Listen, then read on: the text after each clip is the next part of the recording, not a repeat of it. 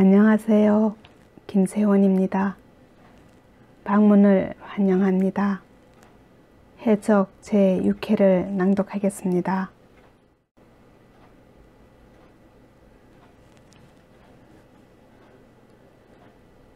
자산댁은 부엌으로 들어갔다.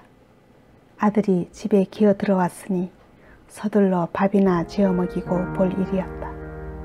그녀는 소쿠리에 아시 삶아 배보자기를 덮어 매달아 놓은 보리쌀을 시렁에서 내려다 솥에 풀어 앉히고 움살을 듬뿍 얹어 뒤늦은 저녁밥을 안쳤다. 배 타고 나가 괴기잡이가 싫거들랑 조선소 같은 데라도 들어가 허다못해 목수질이라도 배워야지. 그래야 앞으로 목근육 풀칠이라도 하고 살 거 아니여 이놈아. 자산댁은 하나뿐인 자식을 남항의 수산 전문 학교라도 못 보낸 것이 한이었다. 밤낮으로 시커먼 뻘투성이가 되더라도 학비 마련이야 못해줄까 싶지만 제놈이 공부를 지레 그만두고 남항 시내에 나가 때없이 쏘지르고 다니는 것이었다. 네 아버지가 업 지도선에 여러 번 붙잡히면서 벌금에 감옥가장 다녀온 뒤 매일같이 고주망태가 되어 술타령을 하면 니놈이라도 쫓게 맴을 잡고 살아볼 생각을 해야 쓸 것이 아니오 이놈아. 자산댁은 아궁이에 불을 지피며 아들을 타일렀다. 어머니는 돈 많고 권력 센 놈들의 세상인 거를 모르고머니라. 까막만해서 고기를 잡아먹고 아까가이 도리가이를 잡아 살기는 볼세 털려뿌렸건머니라. 홍배기는 불같은 성미로 부엌 문간을 차고 나왔다. 이놈아, 나가더라도 밥이나 먹고 나가거라. 자산댁은 부지깽이를 손에 든 채 쫓아나갔지만 아들의 모습은 벌써 살인문간 밖으로 사라지고 보이지 않았다. 에이고, 나가 뻘밭에라도 썰을 받고 확 죽어부야지. 부엌으로 들어온 자산댁은 불을 지피던 아궁이 앞에 털썩 주저앉아 눈물을 쥐어짰다. 동네가 거덜이 나더니 사내가 거덜이 나고 자성놈가장 껄렁표로 거덜이 나뿌렸네. 자산댁은 부엌 아궁이 앞에 퍼져버리고 앉아 넋두리를 했다. 집에만 들어오면 귀청이 따가운 성화에 장탄식으로 눈물만 쥐어짜는 어머니를 보기 싫어 냉큼 집을 뛰쳐나온 홍배기는 마을 뒷전 찻길로 올라왔다. 아득바득 개펄밭을 뒤지며 개투성이로 사는 동네. 집이라고 찾아 들어오면 안팎으로 그의 속을 뒤집는 우라통이 터지고 했다. 안쪽 동네로 들어갔던 버스가 돌아 나오고 있었다. 버스는 텅텅 비어 있었다. 홍배기는 앞에 멈춰놓은 버스로 올라탔다. 괜히 울적하고 괴롭고 무언가 견딜 수 없는 것이 미칠 듯 속에서 끌어올라와 소리라도 실컷 지르고 싶었다. 버스는 남항 시내를 향해 달려나갔다. 차창 밖으로 까막바다가 스쳐 지나고 있었다. 마을 사람들이 하나둘 자꾸만 대처로 떠나는 갈머리는 전등불이 들어오는 집들도 훨씬 줄어들고 있었다. 고만고만한 고깃배들은 다 썩은 폐선처럼 개펄에 처박혀 있는 선착장 장대 끝머리에 달랑 하나 내걸려 붉게 타고 있는 알전등이 어쩐지 마냥 쓸쓸했다. 해안에서 높직이 올라온 산모퉁이로 버스가 돌아나가면서 남항 시내 일부가 시야에 들어오고 있었다. 시내는 불빛들이 휘황했다. 붉고 푸른 불빛들이 어른어른 드리워진 부두 앞바다는 작은 배들이 어지럽게 오가고 있었다. 버스는 시내 초입으로 접어들고 있었다. 홍배기는 시내로 접어든 로터리 직전에 중심가에서 내렸다. 중앙동 한복판에 맥주홀 황금 마차에 네온사인 간판이 붉게 이글거리면서 요염한 분홍빛으로 길거리까지 물들이고 있었다. 남항에서 시민파와 함께 양대 산맥을 이루고 있는 중앙파 두목 백곰이 운영하는 술집이고 그들의 본거지였다. 홍배기는 실력자 백곰은 한 번도 본 적이 없었다. 그쪽 똘마니들도 백곰 두목을 거의 본 적이 없다고 들은 터였다. 황금마차의 실제 사장은 따로 있었다. 조직을 거느린 백곰이 룸살롱 황금마차를 운영하고 있었다. 혹시 백곰이 실질적인 사장인지도 몰랐다. 추측컨대 한 다리 아래쯤 되는 지배인 만보가 백곰을 두목으로 받들어가며 조직을 관리하는 것으로 보일 적이 있었다. 다만 만보가 제 아래 중간 도목들을 몇몇 부리고 있다는 것을 홍백이는 알고 있었다. 홍백이는 부두 쪽으로 걸어갔다. 거리는 행인들이 없이 어두컴컴했다. 커다랗게 아크라이트 간판이나 붙은 약국은 대낮같이 밝았다. 돈 많이 드는 병원 진료를 받기보다 약에 의존하는 섬 사람들이 번성시켜준 것이었다. 홍백이는 부두를 곧장 걸어가면서 어둑한 길목으로 고개를 돌렸다. 갈머리 집을 다녀오고 난 기분이 그전보다 유독 착잡하여 소주를 한 잔 걸치고 싶었지만 자포자기를 하는 심정으로 기분을 풀 때가 아니었다. 그는 계속 발걸음을 옮겼다. 거리는 다시 술집 간판들로 번화해지면서 스탠드바 실버스타 네온 사인이 밝게 맹물하고 있었다. 실버스타 배경을 이룬 뒤쪽 부두 쪽엔 전마선들이 통통거리며 바쁘게 오가고 있었다. 홍백이는 길을 건너 당구장으로 올라갔다. 샤치, 넌 어딜 그렇게 슬그머니 꺼졌다 오는 거야? 손님이 없는 당구대에서 혼자 연습 당구를 치고 있던 용빈이가 잠깐 눈길을 돌리며 물었다. 신철이는 어떡하고 있든? 홍백이는 중앙파 만보패의 동태를 살펴보러 나간 신철이가 궁금했다. 걱정 마. 그 자식은 생쥐 같은 똘마니들을 데리고 있으니께.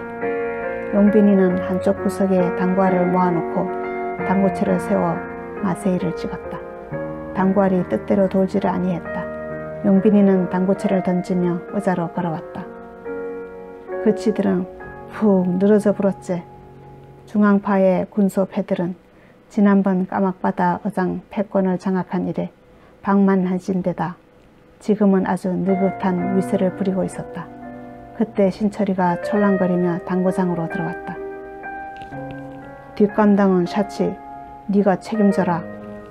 모든 것이 다 잘 되어가는 말투였다. 당구장은 손님들이 몰려 들어오면서 번거로워지고 있었다. 여기를 나가자. 홍백이는 돌아섰다. 볼세 상판 노래지는 거이 만보를 해치우긴 틀려뿌런디라. 뒤따라 당구장을 뛰어나온 신철이는 아주 시답잖은 소리를 했다. 신철이 말대로 홍백이는 중앙파 중간 보스 만보의 상대가 되지 못했다. 영악스럽고 사나운 참돌고래 샤치라는 별명이 붙은 홍백이는 비록 작달막한 체구라고 해도 매우 다부진 도끼가 있었다. 홍백이는 허리에 차고 있는 손도끼를 슬그머니 만져보았다. 싸늘한 금속질의 손도끼가 손안에 드는 순간 그는 자신의 존재감을 확실히 느끼고 있었다. 믿을 수 있는 것은 도끼였다. 실버스타로 가자. 놈을 처치하기까지 아직 시간이 남아 있었다. 말끔한 나비 넥타이 차림으로 실버스타 웨이터 노릇을 하고 있는 신철이가 홀을 빠져나온 것이 홍백이는 조금 걱정이 되었다. 남항의 이권 세력은 남항파로 일컫던 중앙파와 시민파가 일찍부터 부두 쪽과 시내 중심가의 나와바리를 형성하고 룸살롱 황금마차가 중앙파의 아지트라면 실버스타는 시민파의 본거지였다. 넌 늘어져라. 어디로 갈 거인디? 누런 말 오줌을 빠는 것보단 이런 땐 쇠주 한 잔 걸치는 게 더 낫다. 길을 건너면서 홍백이는 부두 쪽으로 발길을 돌렸다. 너 혼잔 죽었다가 깨어나도 만보를 감당 못한다고. 신철이는 아무래도 홍백이 염려스러웠다. 앞에서 걷던 홍백이는 부두 길목으로 접어들면서 곧장 해장국집으로 들어갔다. 야적장에서 노역을 마친 부두 노무자들 서너 명이 텁텁한 막걸리를 마시고 있었다. 담배 있으면 내놔라. 쓸개가 쫄아붙는갑네. 신철이는 입술이 까칠하게 메말라 들어가는 홍백이 앞으로 양담배 말보루 한 개비를 던져주었다. 물건 들어왔구나. 큰 물건이 들어와도 우리 같은 놈들에겐 담배 한 갑 들어오기도 어렵다. 신철이는 조직 형들에게 아직도 똘마니 취급을 당하는 것이 불만스럽게 투덜거렸다. 아짐씨, 뭘 해요? 술 달라는데. 시방 가져가요. 주인 아줌마는 곧장 쟁반을 들고 다가와 신내가 풀풀 풍기는 김치 접시에 소주 한 병을 까놓았다. 이번에는 모두 잡동산이 같더라. 신철이는 반입된 밀수품의 김새를 털어놓았다. 아짐씨, 장어 한 마리 구워줘요.